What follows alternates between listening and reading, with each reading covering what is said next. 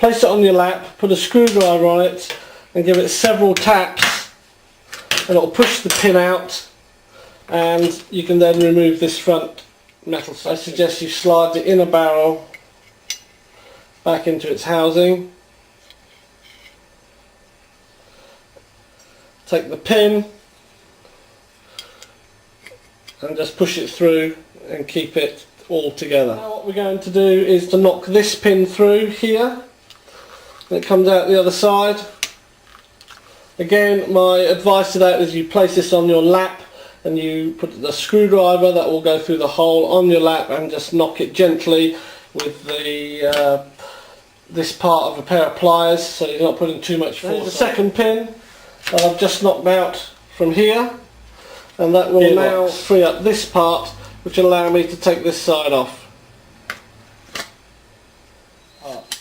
So now we're left with our receiver unit and so we've now got to unscrew the handle here by taking these two out. You unscrew this one and this one.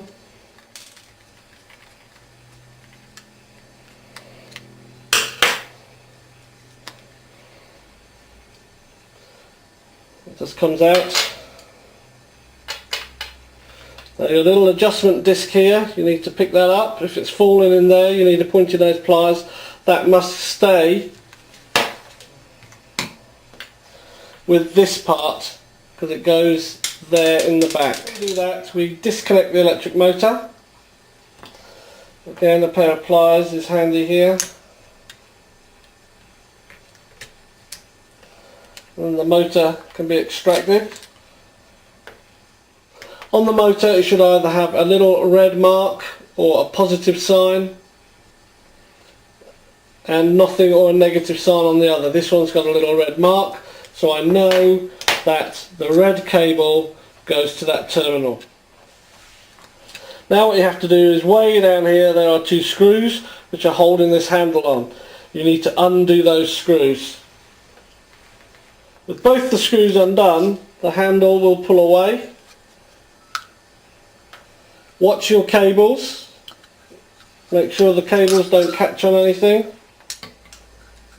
So the hand grip comes away with the two screws still in. If they fall out, then you're going to have to work it so you can put them back in. We can now loosen this off. Now it comes off. It has a spring. Don't lose these pieces. And that will allow the other side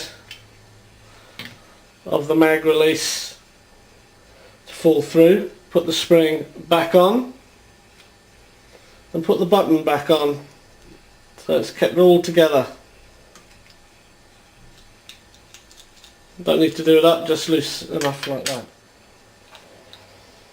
And we're now left with this piece. We have to knock this tiny little pin out here. And again, the best way of knocking this pin out is to get a screwdriver that will fit through the hole, put it on your lap and hit it with the side of a pair of pliers, and as you can see it will push it right the way through. If it's through enough, you can lift the gearbox back and out.